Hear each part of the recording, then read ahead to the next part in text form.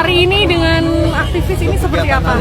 Soal kegiatan hari ini. Apanya dok? Di Jakarta ini mas, ini dalam rangka apa ya mas? Ya udah, ini kan tadi ini aja ngumpul sama teman-teman. Kaisang Pangarep, putra bungsu Bapak Jokowi ini sekarang sudah mulai sibuk belusukan. Pesan saya mas, hati-hati kalau mau masuk gorong-gorong. Karena saya dengar dan lihat di medsos, sekarang ini banyak orang yang suka nutup gorong-gorong kalau ada yang masuk ke situ pas deket-deket masa kampanye. Entah kenapa, tapi ada yang bilang karena trauma masa lalu. Saya baca dan dengar kalau Mas Kaisang katanya mau jadi cawagup Jakarta. Pengennya jadi cawagupnya Anies Baswedan. Ya, kalau Mas Kaisang mau sih boleh-boleh aja. Tapi pesan saya buat Pak Anies Baswedan, jangan mau Pak Anies, mendingan Bapak balik ngajar lagi aja. Itu jauh lebih terhormat.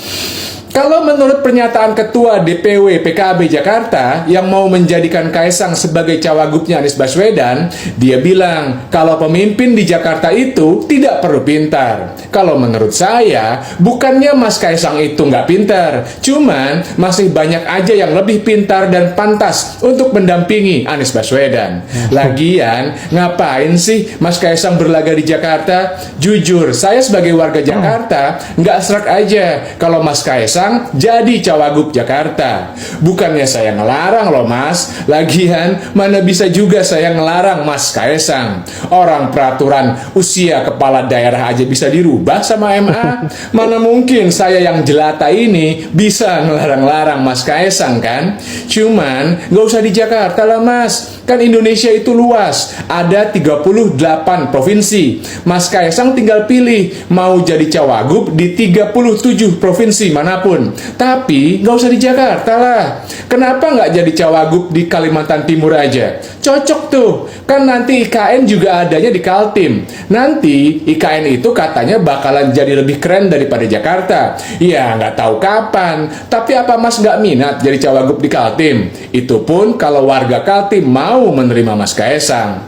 Atau kalau Mas Kaisang mau dekat dengan Jakarta supaya gampang ke mall, cocok tuh jadi cawagup di Banten. Karena katanya komika Marcel Widianto mau jadi calon wakil wali kota Tangsel.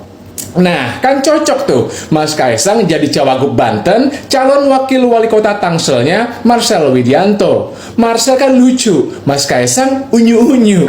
Pas lah. Tapi sekali lagi, kalau warga Banten dan Tangsel mau menerima, coba deh Mas Kaisang ngomong sama bapaknya kalau Mas Kaisang itu maunya jadi cawagup di Banten aja. Saya yakin pasti bapaknya bisa bantu. Nggak usah jadi wagub Banten yang cuman butuh suara regional. Orang kemarin aja kakaknya Mas Kaisang bisa kok jadi wapres, iya kan?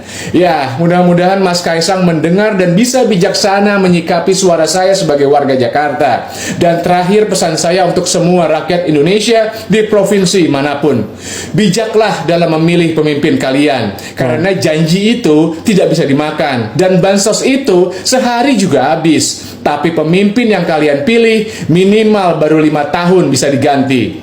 Salam semangat antitesa 24. PDIP tetap punya strategi dan punya PDIP siap main dapat keuntungan dari peristiwa yang sedang ngeri.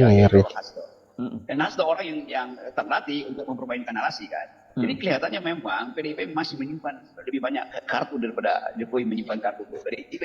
Dan itu yang dicicil oleh PDIP. Nah, salah satu kartu adalah soal DKI Jakarta.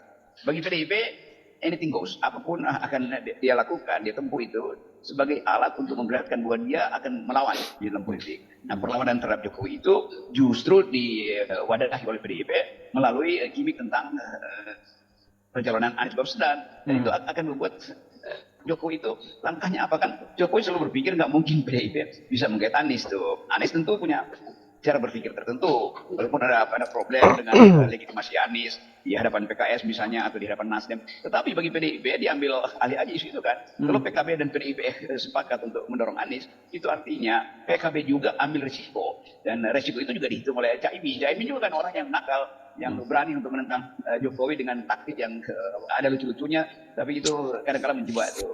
Jadi kelihatannya Jokowi tidak punya langkah lagi untuk menghalangi PDIP untuk maju terus dalam politik. Demikian juga PKB.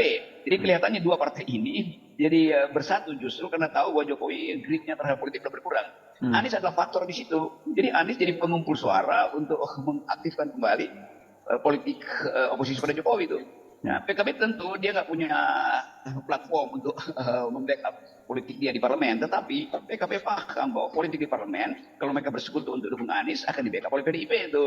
Jadi kira-kira kalaupun ada sprindik buat Caimin nanti itu gampang diselesaikan di parlemen, karena dengan mudah PDIP bisa dorong lagi hak angket itu bersama dengan PKB. Jadi kita mesti lihat ini secara lebih makro bahwa PDIP mampu untuk menandingi cawe-cawe Jokowi yang senang menghina PDIP melalui pentargetan Hasto sebagai tersangka. Ya, ya. Jadi ini apa istilahnya kita sebutnya PDIP siap ini sedang main gila gitu lah di Jakarta gitu. Nah, itu istilah paling bagus tuh. PD main gila aja. Dan dia udah biasa main gila. Oke. Jadi kan semua orang pasti mulai apa nih yang mau dilakukan oleh PDIP, karena satu saja beginilah, walaupun mereka itu baru mengajukan nama Anies di antara 10 calon yang diajukan oleh DPW itu, tetap saja itu sebuah hal yang tidak pernah terbayangkan sebelumnya gitu, bahwa PDIP itu akan mencalonkan nama Anies. Dalam mimpi pun kita tidak pernah terbayang itu. Apalagi kemudian sekarang meskipun dikemas dengan pernyataan bahwa ini kan baru pernyataan pribadi saya Putut Adianto, ketua fraksi yang juga wakil sekjen, dia menyatakan saya sih inginnya kader PDIP ada yang mendampingi Anies begitu. Tapi kata dia ini baru pernyataan saya pribadi.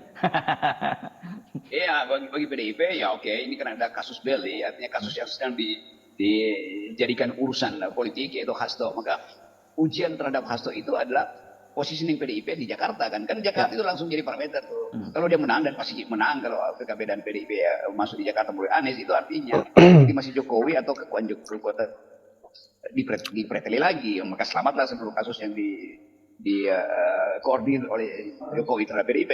Nah sekarang kita ingin sebetulnya PDIP teruskan aja itu dalil kegilaan itu, termasuk kegilaan hak angket. Jadi sekali selesai. Nah kalau itu diucapkan secara terang-benderang oleh PDIP, soal PDIP menginginkan DKI itu diurus oleh orang yang tidak bisa dikendalikan oleh Jokowi. PDIP yang menginginkan persoalan Jokowi itu dibuka secara konstitusional melalui hak angket. Kalau itu diucapkan, maka jelas sinyal pada Prabowo. Jadi Prabowo juga dengan gampang mungkin menganggap, ya udah kami ikut apa yang diinginkan oleh PDIP, supaya PDIP tidak jadi pengganggu Prabowo 10 tahun ke depan, karena ini masih panjang kan.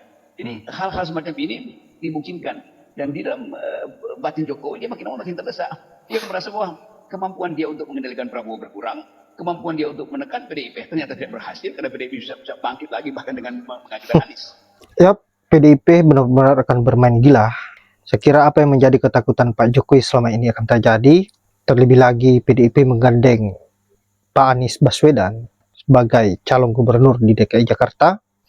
Semoga apa yang diucapkan oleh Bang Rocky Gerung tadi bisa terbukti, bisa terjadi, agar apa yang menjadi rencana Pak Jokowi untuk mendorong anaknya lagi, yaitu Kaisang, bisa gagal dan Pak Jokowi tidak semena-mena lagi merusak demokrasi di negeri ini. Dan mudah-mudahan warga DKI Jakarta tidak lagi bisa ditipu oleh tukang ngibul ini, tidak terbius dengan bansos.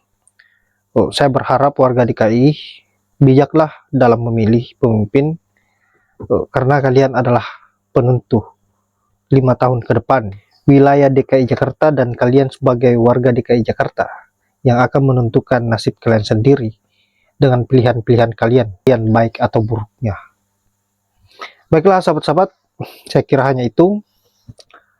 Semoga saja apa yang saya up hari ini bisa bermanfaat buat sahabat-sahabat. Dan saya akhiri dengan ucapan wallahul muwaffiq ila aqwamit thoriq. Assalamualaikum warahmatullahi wabarakatuh.